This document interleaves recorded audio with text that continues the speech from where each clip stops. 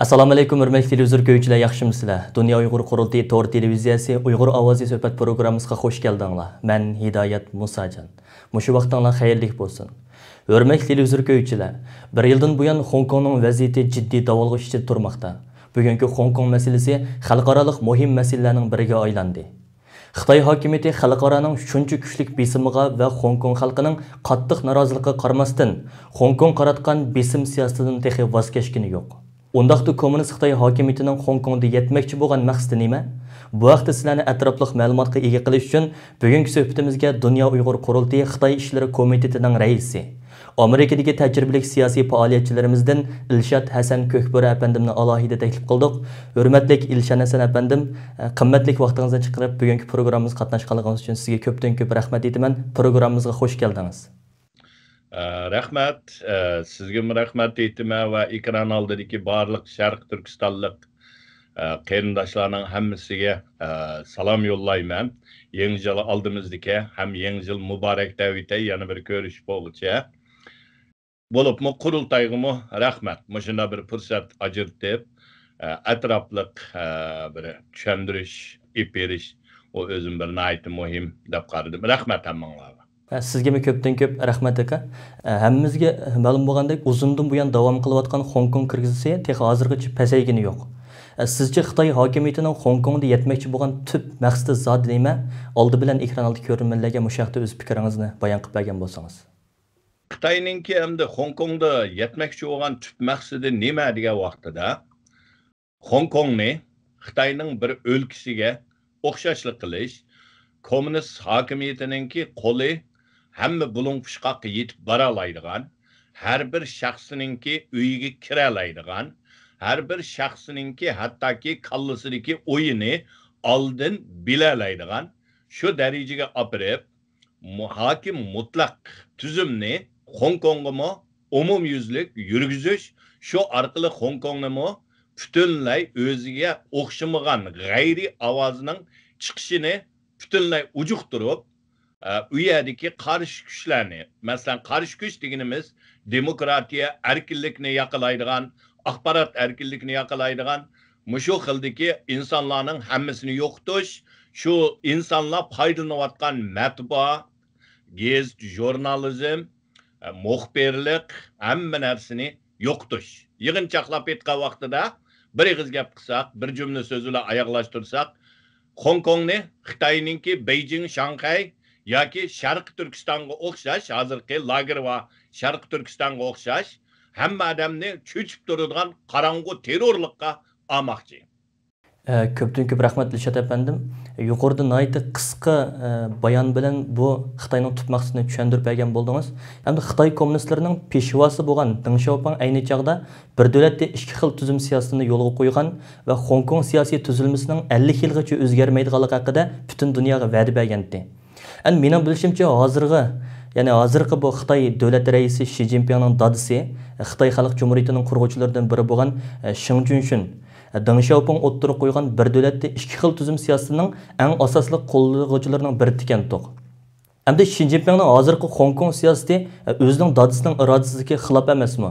Yoki ayni chog'da o'ttirib qo'yilgan bir davlatda ikki xil tuzum degan bu shior dunyoning ko'zini bo'yash uchun o'ttirib qo'yilgan saxta shiormiti? Bu haqida siz nima deysiz? Mushaqil bir ma'lumot berib o'tgan bo'lsangiz. Buningga bir tushuntirish berishning oldida men bir tarixiy asıltıp ötüşünü xalayman. 48-yili, yani aldınqı asırning 1948-yili, 45-yili Yapon 8-ayning 15-i taslim bo'lgandan keyin Xitoy kommunist bilan Xitoy militarist, yana Chiang Kai-shek hukumati, millatchi hukumati ikkining orasida ichki urush bo'ldi. Ichki urush nihoyatda keskin vaqtda kelgan vaqtida shu 48-yili. Şu vaqtida Xitoyning zo'r bir turkum ziyolilari, masalan Shanxay, Beijing, bu shaharlar shu vaqtida Beijing qo'liga tushib bo'lgan Xitoyning Shanxayga kelib Nanjing tarafga kelayotgan vaqtida Xitoyning Xinhua gazeti, ya'ni hozirgi xalq gazetining oldinqisi, shu gazetida maqola e'lon qilib, Mao Zedong Lun Liang Hechung degan bir parcha maqola e'lon qilgan. Uyg'urchaga tarjima qilsak, birlashma hukumat to'g'risidagi ko'z qarash deganga yaqin. bu maqolasida nemani degan vaqtida biz Amerikadagidek bir demokratiya ovoz beradigan, har qanday bir narsani demokratiya bilan hal qiladigan, hamma sinflarni o'z ichiga olgan, erkin axborot, erkin matbuot, erkin so'z qiladigan bir partiya emas, ko'p partiyalik demokratiya tuzumini yo'lga qo'yamiz deb maqola e'lon qilgan. Shuning bilan butun Xitoyning ziyolilari bu yangi hukumat alaydi deb aldandi. Xitoy tarafga o'tdi. Beijing, Shanxay, Nanjingning ko'chalarida oliy maktab o'quvchilari kommunistlarni qo'llab, Chiang Kai-shekni yo'qolsin, militarist diktator deb namoyishlar bo'ldi. Shuningla oxirgi natijani hammamiz bilamiz. 49 Chiang Kai-shek Tayvanga ketdi, Mao Zedong chiqdi. Ta 56-yilgacha kapitalistlarni maqtab keldi. 56-yili uningdan keyin Kung Si-Hing deydi. Yana shaxsiy bilan hukumatni birlashtirish deb butun kapitalistlarning hammasining mol mulkini tortib oldi. Bizning vatanda shunday bo'ldi.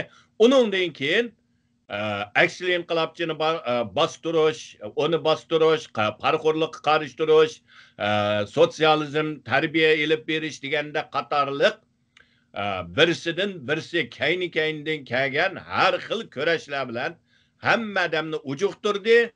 Hamma ziyolilarni o'ltirganni o'ltirdi, yeydiganni yedi. Shuning bilan oxirsi Xitoy qanday bo'ldi? Madaniyat inqilobini endi siz bilmaysiz, biz ozroq bilamiz. Hech kim gap qilolmaydigan, bir terrorlikning ichida yashaydigan bir davlatga aylandi. Nima uchun bu tarixini deyman degan vaqtida Xitoy kommunist hech qachon va'dasida tug'an, o'zining lavzida turib baqqan bir hokimiyat emas. Bu hokimiyat. Shuning uchun Deng Xiaoping o'z vaqtida 50 yilgacha Hong Kongning siyosati o'zgarmaydi degan. Deb bo'lib, yana bir muxbir Deng Xiaopingdan so'rgan savoli bor. 50 yildan keyin qanday bo'ladi degan vaqtida Deng Xiaopingning degani Jungo o'zgarib, Hong Kongga o'xshash bo'lgan vaqtida 50 yildan keyin o albatta yana shu davomlashadi, ammo biz o'zgaramiz degan. Shuning bilan hammadan voy, nayti yaxshi-ekan. O Hong Kong o'zgarmaydi ekan, Xitoy o'zgaradi ekan. Hattoki Amerika, Angliyadan tortib hammasi shu gapga ishongan. Ishinib, shuning bilan 97-yili dag'dug'liq bilan Hong Kongni qaytirib berdi. Hozir sanab baqayli. 97dan bugungacha qancha yil bo'ldi? 30 yil bormi? Bu hammasi va'dasida turmagan. Deng Xiaoping bo'lsa o'ldi. O'qtayni berib so'rab akilibsan manda degan deb hech kim dalanmaydi. 50 yil o'zgarmaydi degan bo'lmasa qonuni bor. Biz onu bilimiz, bultoğu deyme. Angliya kopub bizning tuzgan qonunimiz var, ikki davlatning kelishimiz var dedi. Xitoy nima dedi? Xitoy o tarixiy hujjat, tarixiy ahamiyati tugidi dedi. Bu birisi. Hamda bu bir misol. Yana birisi, eng dastlab qurilgan avtonom rayon qaysi desa, 49 qurilganmi, 48 qurilgan ikki Mongoliya avtonomiyasi. Nima uchun bu avtonomiya qurildi? Şu vaqtida Ulanfu, yani Mongollarninki beshi olgan, raisi olgan. Bizning Saypidinga o'xshash adam, Saypidin ezga. Ulanfu şu vaqtida Mongoliyaninki ham partizanlarning boshlig'i, ham kommunist, ham Rusning yordami bor. Shuningga Xitoy kommunistlarining u vaqtida Mongollarni butun yo'qotib etishga kuchi yetmaydi. Shuning bilan eng oldida birinchi avtonom rayonni shularga bergan. Onundan keyin bizga keldi. 49'u bizninki kirdi, ishg'oliyat kirib keldi. Milliy armiya bilan Urumchida uchrashdi. Nima uchun bizga avtonomiyani berdi? Bizda milliy armiya batdi. Qo'ral vatdi qo'limizda. Shuningga Xitoy ma'qul dedi. 55-yili avtonom rayon qurildi. Ammo lekin tadrij holda milliy armiyani oldi bilan u yoq bu yoqqa yo'tkab parchaladi. Ondan ki milliy armiyaning ichiga Xitoy askarlarini kirgizdi, ofitserlarni kirgizdi, kontrol qilib hammani yeb bo'lgandan keyin milliy armiyani butunlay amaldan qoldirib, Xitoyning armiyasining bir qismidagi bir eskadron ba'zi yerlarda shunchalik qilib qoldi. Uningdan keyin madaniyat inqilobini boshlashdan burun yerlik millatchining aksli inqilobchilar qarshi, yerlik bo'lginchilar qarshi dedi. Bizning ziyolilarimizga tutish qildi. Avtonomiya bağan sırı yo'qab, bugungi kunda hatto Xitoy o'zimi Uyghur avtonomiya deyişten keçip Şinjan avtonomiyası deydigan oldu. Hatta bazı yerlerde hatta avtonomiya mı yok kuvatıdı. Bu demek nima degan vaqtida ben 2 yilning oldida bizning vatanniki mo'sh masala chiqib, Hong Kongning namoyish boshlangan vaqtida ham Xitoyniki Tayvanni bir davlat ikki tuzum degan vaqtida men shu Tayvandimi ta'kidlagan bir gapim bor. O bo'lsa bir davlat ikki tuzum Hong Kongdan 97-yılı başlangan emas. Birinci avtonom rayon kurulgan vaqtida 48'i 2 Mongoliyadan başlangan. Şunu körüp bakınlar dedim. Xitaylar ziyalileri. Qarab bakınlar, qaysi avtonom rayonda bir hukuk var. Bu demeklik bir devlet iki tüzüm degan gap, amaliyotda avtonom rayon bilan ikkisi xarakter jihatdan bir narsa. Bir narsa. Bir devlet iki tüzüm degan gap, A qismi, Hong Kong qismi öz aldığa tüzümü bağ, kanunu bağ oludu. Avtonomiya degan nima deganda, avtonomiya inglizchadan kelgan. Özünü özü idare qilish degan gap. Özünü özü idare qilish degan gapninki ma'nosi nima? Biz Uyg'urchada zag'ir tilimizni tushundirsak, albatta özümüz kanun tüzeş, özümüzni özümüz boshqarish, öz tilimizni ishiltish, öz urf-odatimiz bilan bu qismda yashash, bu Xitoyning asos qonuni, Xitoyning avtonomiya qonuni hammasida bekitilgan, qog'ozga yozilgan, nayt chiroyli asos qonundan tatbiqamisiz bor. Qaysini e'tirof qildimi? Qilmadi. Qaysini amaliylashdimi? Amaliylashtib boqmadi Xitoy. Aksincha, bag'an siri qadam-qadam qistab, bugungi kunda biz qaraydigan bo'lsak, Sharq Turkistonda biz Uyg'ur, Qozoq öz vaqtida 2-chi Cumhuriyatda bir okopning ichida mürini turib, şu işgaliyatçı Xitoy bilan kurash qilganlarimiz, ularning avlodlari hozir bugungi kunda lagerning ichida ingrayotidi, yig'layotidi. 3 milliondan ortiq Uyg'ur, Qozoq, hamma millat shu yerda lagerning ichida. Mongoliyaga qaraydigan bo'lsak, hozir o ikki Mongolni Mongollarni qolmaydi, Janubiy Mongoliyada. U yerga qaraydigan bo'lsak, u yerdagi xalq hozir o'zining tilini saqlab qolmay, namoyish qilib baqdi, bostirildi. Tibetga qaraydigan bo'lsak, Tibetmi bizdan azroq yaxshiroqdak, ammo hali ularningmi bechora. Hamda yana bir qilib qolgani Ningxia avtonomiyasi, yana birisi Guangxi Zhuangzhou avtonomiyasi. Guangxi Zhuangzhouda u yerda Zhuangzhou degan millat nomida bor, amaliyotda tugidi. Ningxiadagi Tungallarchi desa, ularningmi hozir mechitlarini chiqyotidi. Tungallarning yozgan maqolasi bor. Ko'sak hammani bilamiz. Örf-odat namini yo'qityotidi. Tungan millati mana degan vaqtida bizdan ojiz. Mana deganda millatlik kimligini saqlashda bizdan ojiz. Ular e'tiqodini tugatsa, u millat yo'q, mavjudligi tugaydi. Chunki ularning alayda bir tilligi yo'q. Biz tilva bir millat. Shuning uchun yig'inchoqlab elib aytgan vaqtida mayli o Mao Zedongning bergan va'dasi, mayli Xi Jinpingning dadisi, Xi Zhongxunning bergan va'dasi bo'lsin, qaysi bo'lsin, ular kommunist bo'ladi-ki, kommunistning prinsipi nima degan vaqtida shu kommunizm ideologiyasini izchil holda singdirish, jamiyatni o'zgartirish, bu jamiyatni o'zgartirish degani hech qanday bir boshqa ideologiyaga o'xshamaydi. Xitoy kommunistlarininki yoki kommunistlarninki jamiyat o'zgartirish degani insonlarni qaytadan yasab chiqish. Bu yasab chiqish degan psixik jihatdan yasab chiqish.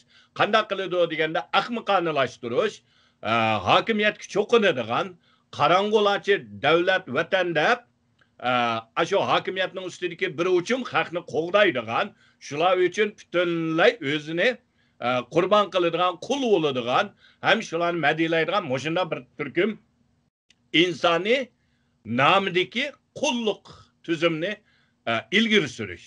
Hozir Xitoy shuni qilyapti. Shuningga Hong Kongdagi o 50 yil emas, hozir 30 yilga bormay butun narsasi tugidi. Buning da endi bir hayron qoldigan narsa bormi degan vaqtida meningcha Xitoy hokimiyatini, Xitoy tarixini tushungan hech qanday bir insonga hayron qilishlik emas bo'lish kerak. Ammo mana degan vaqtida ichinish xeyri shuki, bizmi shuning ahmoq bo'lib keldik. Ahmoq bo'lib bugungi kuniga kelgan vaqtida oxiratimiz lagerda qoldik. Xudoyim inshaalloh qutulamiz buningdan. Ama közümüzde içişimiz gerek. Ha. Hong Kongluqlarmı aldandı. Öz vakti 97 yılı 7 ayının biri Hong Kong'da kaytırıvaga vaktida Hong Kong'daki hazır aşu keçip jügen yaşlarının atanısı, hazır aşu Xitay'nınki türmeleri kirip ketken Hong Kongluk yaşlarının atanaları, şularının qeyrindaşları çavak çelip Xitay'nın bayrağı çıkka vaktida dopsini asmanga atkan. Bugünkü nefes iliş için dünyaya yalvarıvatıdı. Angliya şu vaxtıda naiti işencilik öyle 50 yıl özgermeyme dedi.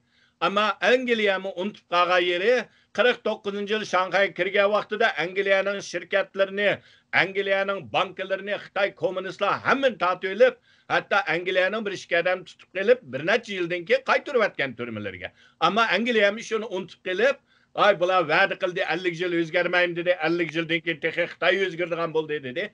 Bugünkü günde biz gördük. Bu iş kandak nemisi de yok. Bu demeklik neme degende jığın çaklap etsem menin gepim boyunca Xitay komünisi hem de men deydiğim Xitay medeniyetide tarihiden tatip mayli 2000 yıl, 3000 yıl, 5000 yıldan son bu tarihide yağancılık tolgan medeniyetinin bir kısmı, çirik kısmı yalganın üstüge kurulgan, hili mekirinin üstüge kurulgan. Şunun için bu yerdeki prinsipal mesele nime degan vaqtida g'arib dünyasının bularni tushunolmaydigan yeri. Ba'zi vaqtlarda hatta bizning odamlarimizning Xitoyni xato tushunib qolgan yeri nima degan vaqtida o'ziga o'xshash o'ylagan. Biz samimiy bo'lganniki, qarshi tarafni bizga samimiy polsiyer bo'ladi deymiz. Bizning qilgan gapimizda biz va'dimizda turganligimiz uchun biz boshqalarni va'dasida turdi deb faraz qilamiz. Ama karşı taraf ularning medeniyetinden tartib şununla her xil yeli mikirlikler var. Bu yeli mikirliklerini ular mana degan vaqtida ilki haqorat yoki bu aldamchilik deb tushunmaganlik, uni aqlliq deb tushunganlik, uni nayti ustuliq biz shu ustunlikni egalladik degan tushuncha. Masalan, bu yerda bir misol o'tsam, ben bizden bir Uygur, hazır bazı yerlerde xeyli aktif yürüdüğün, Xitay medeniyetine ait çokunduğun. Bu adam bana Xitay'ninki yeli mekirsini hemmini garip dünyası biz Uygurlar mı öğrenişimiz gerek deyip bana teşebbüs kıldı. Teşebbüs kıldı ben dedim her bir milletinin, her bir medeniyetinin öz aldığı ölçümü buludu. Bu ölçemlerde biz şunun arkalık şunu asas kılıp yaşayımız. Her bir milletinin okşamaydı, şununla biz Xitay'ninkini hemen ügünenmeyimiz dedim. Desem neymiş ki ügünenmeyimiz dedim. Ben bir misal keltirdim. Xitay'da meyrenci de bir yeli mekirisi var. 36 yeli mekirisinin içinde. Güzel tutberiş diyen gap, manda degende. Xitay'nın tarihinde mesela üç padişahlık hakkını okuyduğun bolsa, özünün kızını apırıp, düşmenine tutup verip, hotulluqqa. Onun denkin şu arkalık, düşmanını yo'qotadigan. Hatta özünün xotinini, özünün kenezligini düşmaniga apirib berib, ular orqali düşmanni yiqitadigan. Bizda o narsa bizda bo'lmaydi. Biz o'zimizning singlimiz, o'zi urug' tuqqunimiz, o'zimizning ayolini boshqalarga tutib berib, düşmanni yiqitma deb, unda rezillik bizda bo'lmaydi. G'arib dunyosidan bo'lmaydi. Asad Sulaymon yozgan o bo'ri to'timida bir misoli bor. Masalan, Grek Garip medeniyetinin buluğu boğan, Grek medeniyetininkide o efsane legendisi de Halın degen bir ayalını Troy'a apıçıp ketkenliginden 20 yıl uruş kılıdı. Ne için? Menin ayalımını aldap ketti dep aşın nomusu geçirme 20 yıl uruş kılıdı. Bu bulanın medeniyeti. Bizde mi şu medeniyet var? Bu Xitaylarning medeniyeti diço apırıp solap verirdi. Satarek yakıganda. Şunun için benim demekçi oğlum, bir yerde bula Xitay medeniyetini özgertiş gerek, tankit kılış gerek, Xitaylarmı yeniliniş gerek. Bulmasa, bularni hammasini aqlliq deb davomlashtiraversa, xalqaro dünya yana o'xshash oldinaversa, bu dunyoda haqliq bo'lmaydi, va'daga vafo qilish bo'lmaydigan bo'lib qoladi. Unda vaqtida butun dunyoning o'lchimini, axloqni astın üstün kıvatıdı. Xitay hazır şunu kıvatıdı. Mesela Xitoy virusini dunyoga taqitib qo'yib, birdam Italiyaga döngaydi, birdam Amerikaga döngaydi. O'zi meningdan chiqdi, men xato qildim. Biz buning javobgarligini olamiz degan bir og'iz gapni yoki xalqaradan apo so'rmadi. Ammo ba'zi davlatlar shuni qabul qilyotdi. Bunda bo'lsa, insoniyatningki axloqiy o'lchami hammasi astin ustin bo'ladi. Shuning uchun yig'ib aytgan vaqtida azroq chatnab ketdim. Xitoyga ishongini bo'lmaydi. Hozirgi bu hokimiyatiga tig'im ishongini bo'lmaydi. Bular har qanday vaqtida manfaat uchun har qanday va'dasidan, har qanday kelishimdan, har qanday qonunni dafsanda qila oladi, tashlab eta oladi, yana oladi. Köptün köp rahmet, hürmetlik İlşan Hasan efendim. Yuqorida Xitoyning yaqin tarixi qisqacha ko'z yugurtish orqali Xitoyning naqadar yili mikirga to'lganligini, siyosining keyinda naqadar qora niyatlarning yotganligini va Uyg'urlarni, Tibetlarni, Mong'ollarni, hatto Tungallarni misol keltirib, Hong Kongning bundan keyingi siyosatining Xitoyning yana Hong Kong tutgan siyosatining maqsadini yoritib bergan bo'ldingiz. Endi hozir xalqaro siyosiy sahnalarda Uyg'ur masalasi bilan Hong Kong masalasi birlikda tilga ilinyotdi. Her qaysi ellerde Uyghur teşkilatları bilen Hong Kong teşkilatları o'ttirsidagi hamkorlik uzluksiz kuchib beryapti. Sizce bu xil hamkorlikning qanday ahamiyati bor? Nima uchun Hong Kongliklar Uyghur masalasiga shuncha qiziqadi? Hong Kongliklarning oldi bilan Hong Kongliklar nima uchun Uyghur masalasiga qiziqadi degan vaqtida taqdirdoshlik bularni so'rab biz bilan birga bizga qiziqishga, biz bilan birga turishga mana deganda majburlab akeldi. Mecburlap ekeldi. Xuddi bir neçə yılның aldılarda yana bizge oxşaş taqdirdaş boğallar, mesela oçuqda versen boludu. Tibetlermi bir türkümleri öyle biz bilen birli faaliyet edip verişini xalısa, yani bir türkümleri bizden azırak arlık saklap manattı. Ama hazır hemmesi biz bilen birli turup, biz bilen birlige qilishni xalaydigan boldu. Nima deganda taqdir en muhimi taqdirdaşlık. Yani birisi hem de bizning davoyimizmi xalqaralashgandan keyin ba'zi ma'lum darajada taqdirdoshlik bo'lsa, ma'lum darajada bizning bayrog'imizning ostida turib, ham biz bilan birga o'zining davosini tang ep berishga, buningga tirishishning bir qismi deb qarasak bo'ladi. Har qanday narsaningki o'xshamagan amallari bo'ldi, ba'zilari asos bo'ldi. Endi asosiy amali menimcha shu taqdirdoshlik. Endi bu yerda Uyg'ur davosınınki hozirgi tüptün bir farqlanadigan, har qanday dunyodagi boshqalarning davosidan farqlanadigan bir narsa bor. O bo'lsa, insoniyat tarixida qayta insoniyatninki vahshiy kuchlar, yovuzlar tarafidan ep berilgan insoniy qirg'inchilik, yana milliy qirg'inchilik deymiz, millatni asos qilgan vaqtida biz Uyg'urlar hozir milliy qirg'inchilik uchrayapmiz. Bizning mavjudiyatligimiz hozir krizisda. Mana degan vaqtida biz Uyg'ur bo'lib saqlanib qalalamdik, qalamamdik. Biz chet eldagi Uyg'urlar shu Uyg'ur madaniyatiga vakil bo'lalamdik, bo'lamamdik. Mening endi kesib aytalaydig'im, chet el Uyg'urlari faqat shu davlatningki Uyg'urlari. Ammo Uyg'ur madaniyati Uyg'urning kimligiga yana Uyg'ur zaminidagi Sharq Turkistondagi shu azizona Qashqa, shu Xotan, Aqsu, G'ulja har joylarda yashayotgan minglagan, 10 minglagan Uyg'urlarningki kundalik turmushida bizningki kimligimiz shu yerda ko'rinadi. Uningdan arilib qolsak, chet elda qanchalik qilsak, biz o Uyg'urningki asldagi Uyg'urga vakillik qilolmaymiz. Hozirgi kunda bizning yuzlanayotganimiz shu yiltizimiz qurish oldida. Xitoyning maqsadi shu yiltizimizni quritib etimiz dedi. Bu shuar aniq. Hamda Xitoynikini ko'rdik Tinchongoning gapida.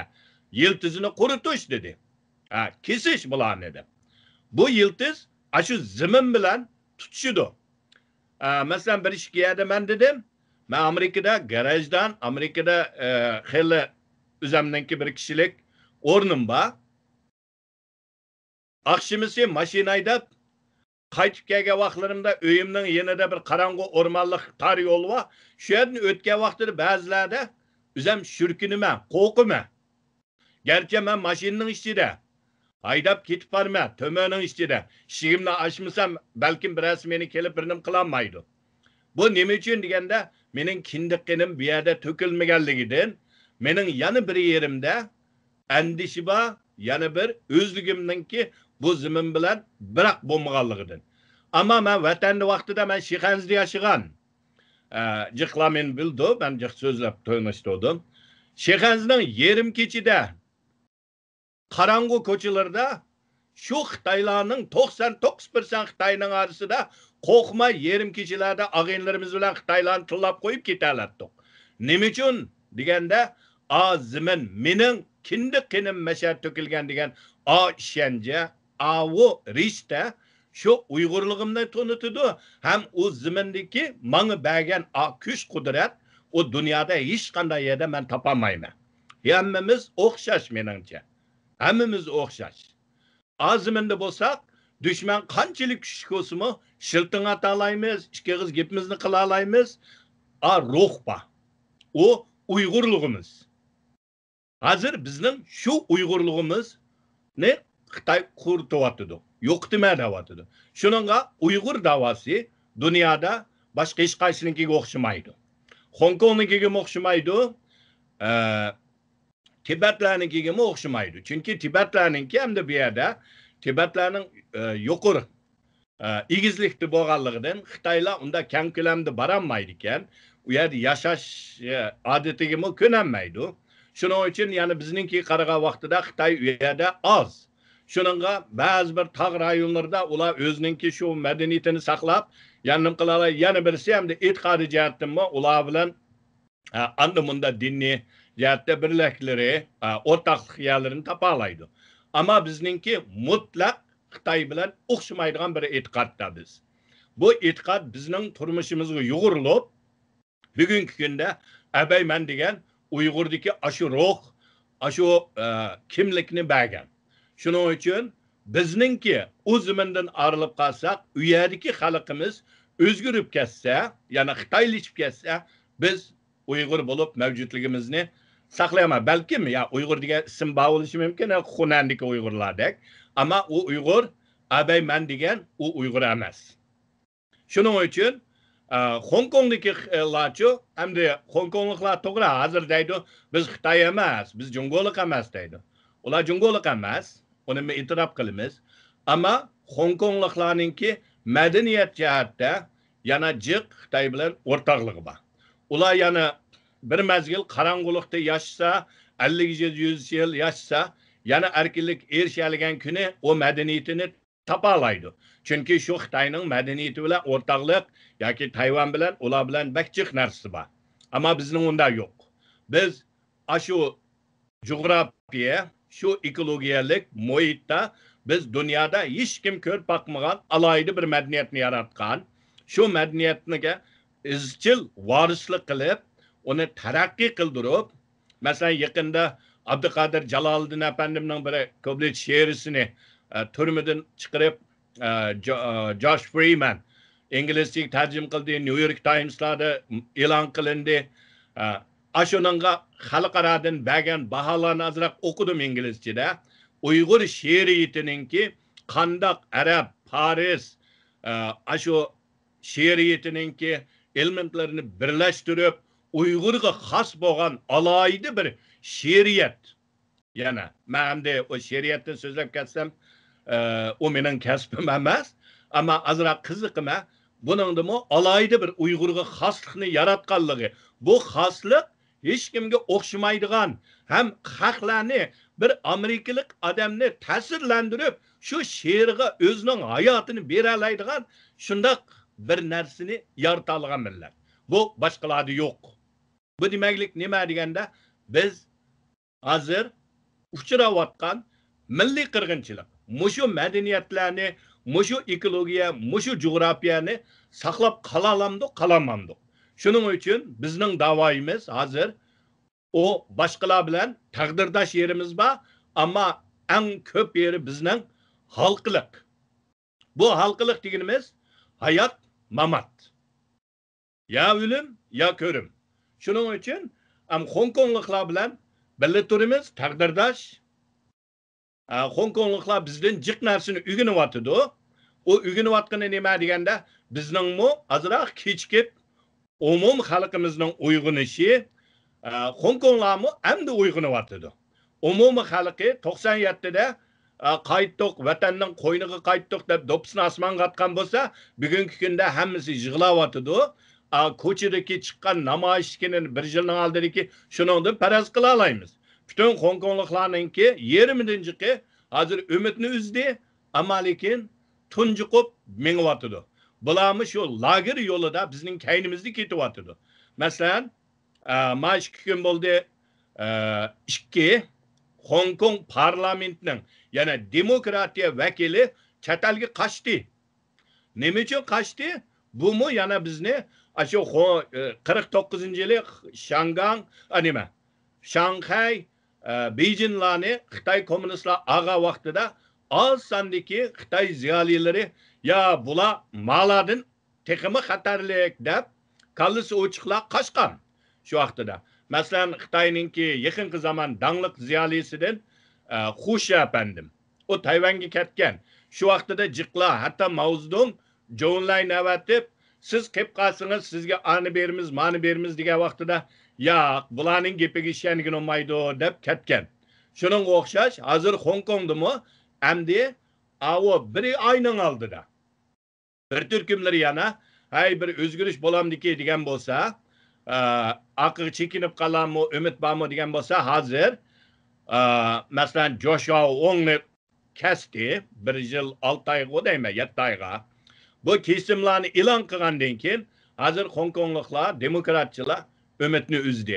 Bu yerda qolsa hammamizning beshiga birdan kelar ekan dedi. Uni kimdan o'rgandi desa, bizdan o'rgandi, Tibetlardan o'rgandi, bo'libmi hozir bizdan o'rganayotgani bularning savog'i agar bizning burnimizga suv kirmasa, bizmi mushular qolar ekanmiz dedi. Bu taqdirdoshlik.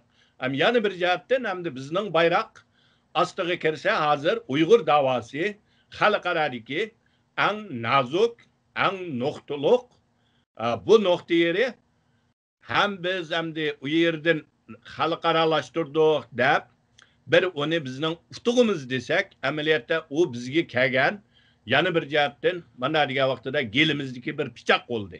Azroqli o'tib ketsa, nafas tugaydi. U bo'lsa, abayman degan milliy qirg'inchilik. Bu dunyoda jiq millatlarning beshiga kelgan, buningdan saq qolgan ba'zi millatlar var, ama ba'zi millatlar yo'qolib ketgan. Yo'qolib ketgan. Burun manjularni Xitoyning besimidan qo'rqib ketib, o'zining millatini yo'shiryapti deb jiqlar shunday tushunadi. Men azroq ashuna tushungan. Ama yaqinda men Xitoyning tarixini, shu Shanxay inqilobida yuz berganlarni o'qib, bütün Şiyan'daki manjularni Shanxay inqilobidan keyin Xitoy 3 kun qirg'inchilik qilib borgan. Momaydan tortib 7 yoshli bolalargacha. Bu demak, manju millati qo'rqonchiligidan yo'qolib ketmadi, qirg'inchilikda Xitoyning milliy qirg'inchiligidan yo'qolgan. Shuning uchun bunda tarixdagi yo'qolgan millatlar nihoyat ko'p. Mana deganda biz hozir shu qatorga kirdik. Milliy qirg'inchilik deganni e'tirof qilg'izdik dedik. E'tirof qilish, qildirish bu mana degan vaqtida millatningki hayoti bilan kelgan badaliga kelgan bir xalqaroning e'tirof qilishi. Endi buningdan biz qanday qutulamiz?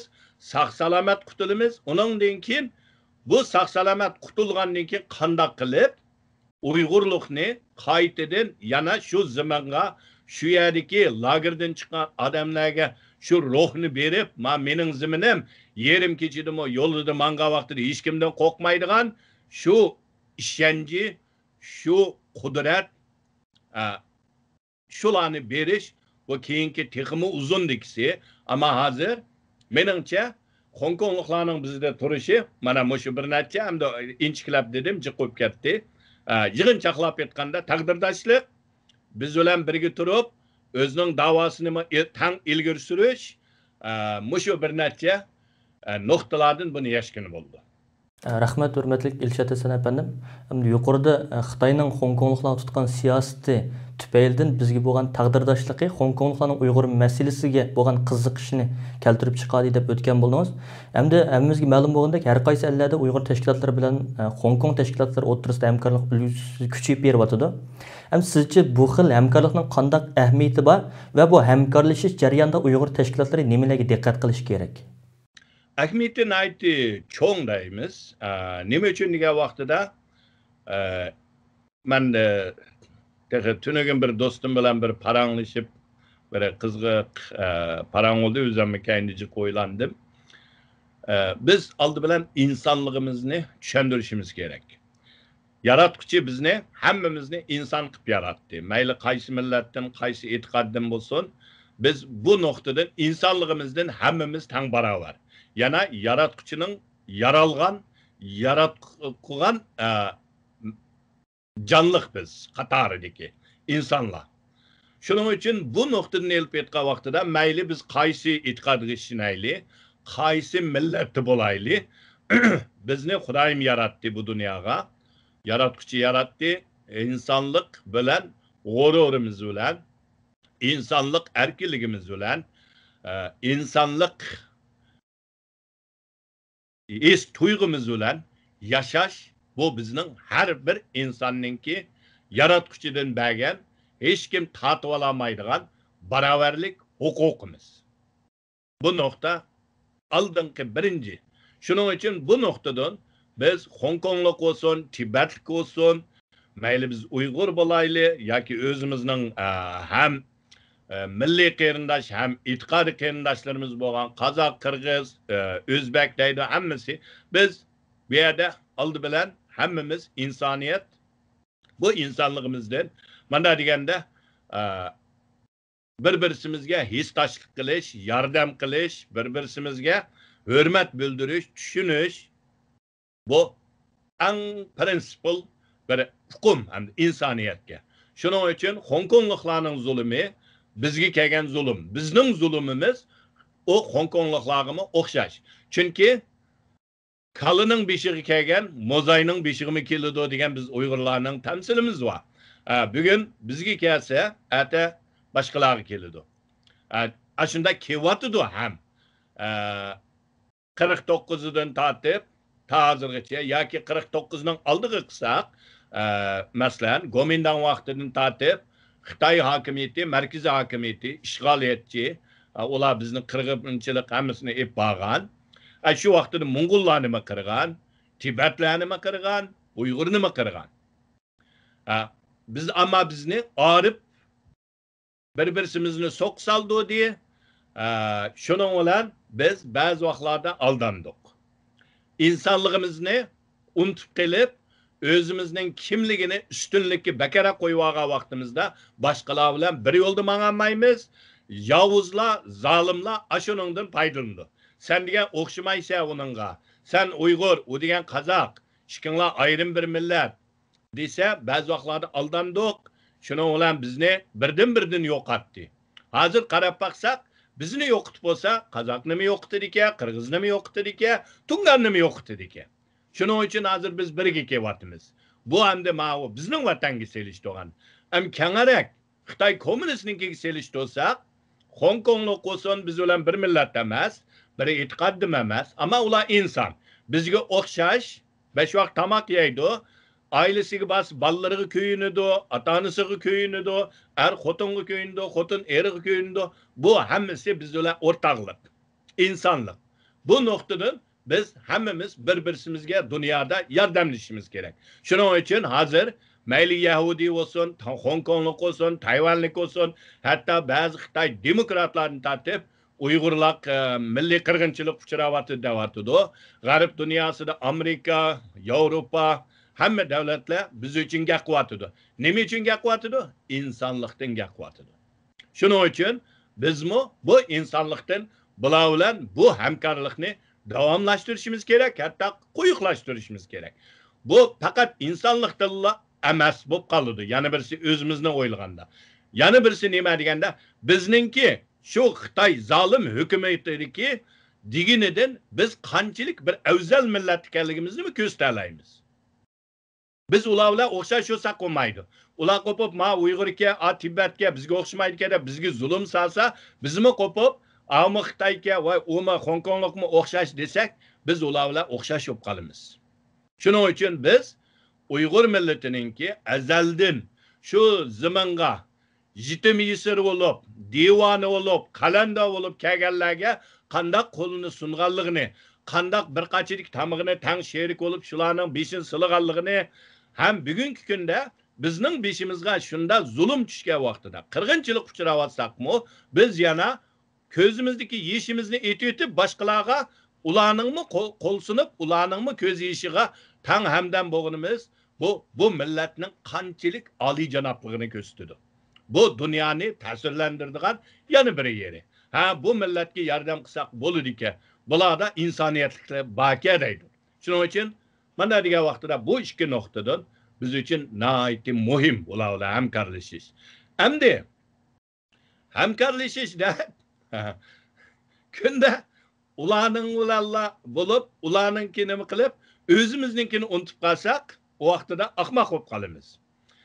Biz tarixda masalan mayli 60 59 60 61'deki Xitoyninki chiqargan ocharchilik davrlarida olsun jiqanladik.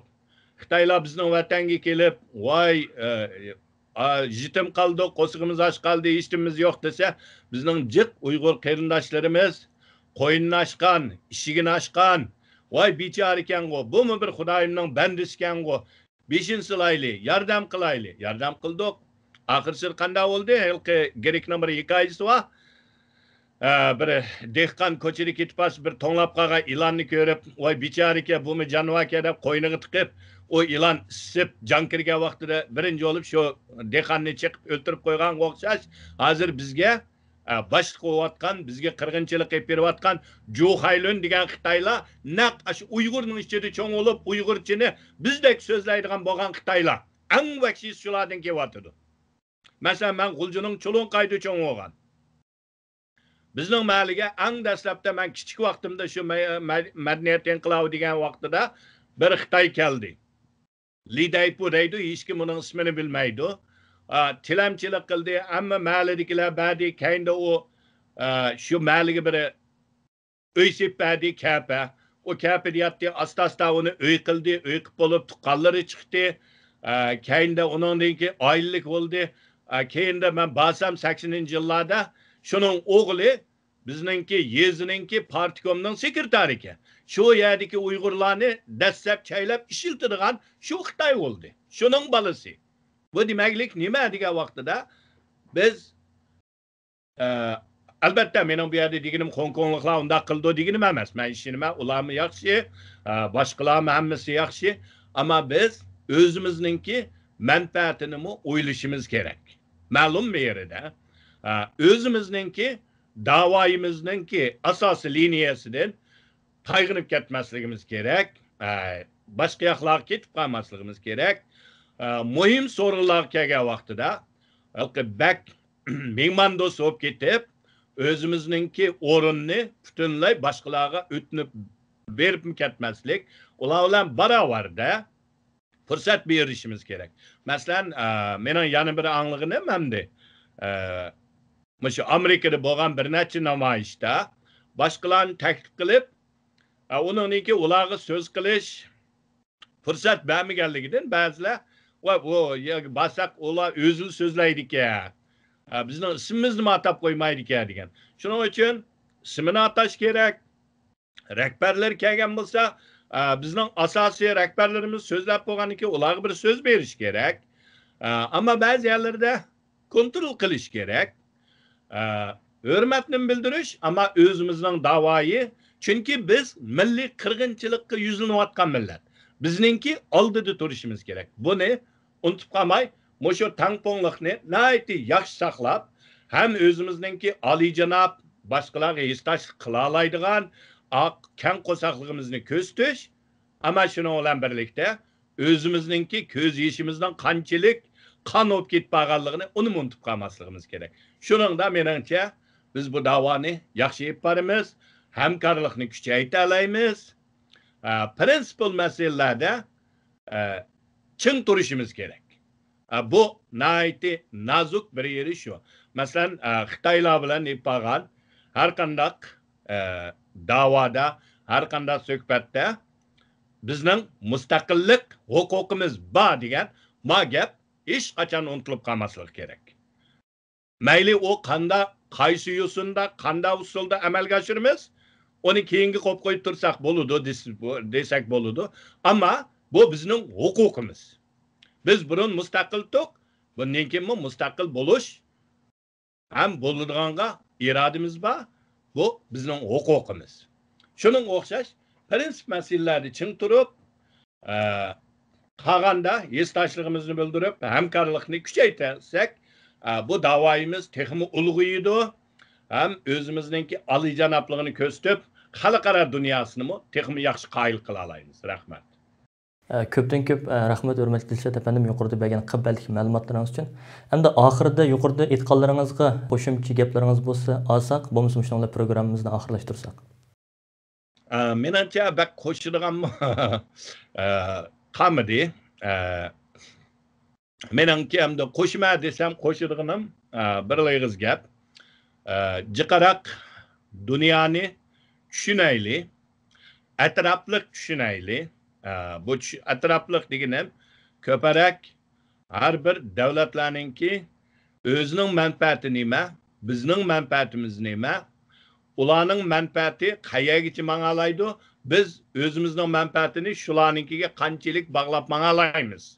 Masalan, Hong Kongnikini deyishdik bugun, Hong Kongliklarga ularga avtonomiyani berib, chunki o Hong Kong hozir Xitoyning asosiy jihatdan xalqisining ichiga kirib bo'lgan bo'lsa, eg'izini teqib butunlay bog'lab bo'lanmadi. Shuningga Hong Kongliklar qacholaydi. Bizni bog'lab bo'ldi og'zini hamdi. Biz faqat yitib teshig'i chiqa olamiz, bo'lmasa chiqamaymiz.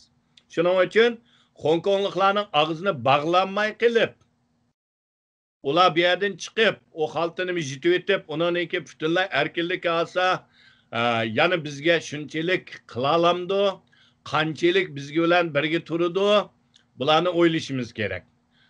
Herkes bugungi kunda birga tursa, mangu men bilan turadi. Dunyo siyosatida mangulik bo'lmaydi. Sovet bizni qo'llagan ikkinchi Cumhuriyatda. Biz Manas daryosigacha baraligan armiyamiz vatdi, bayrog'imiz vatdi, davlatimiz vatdi.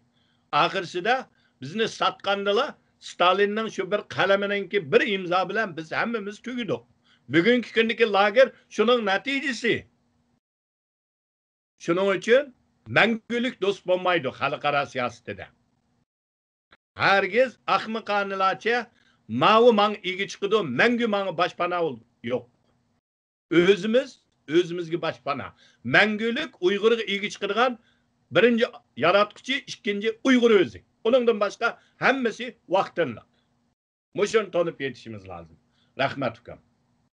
Hurmatli Dilshod Hasan afandim, yuqorida bergan qimmatli ma'lumotlaringiz uchun sizga ko'pdan ko'p rahmat aytaman. Rahmat sizga. Sizga rahmat. Ekran oldidagi qarindoshlarga hammasiga rahmat. Hurmatli televizor ko'ruvchilar, yuqorida Dunyo Uyg'ur qurultiyi Tor televiziyasi Uyg'ur ovozi suhbat programmasini diqqatingizga sundiq. Keyin qaytimliq programmada ko'rishguncha omon bo'lgaysizlar. Xayr xo'sh.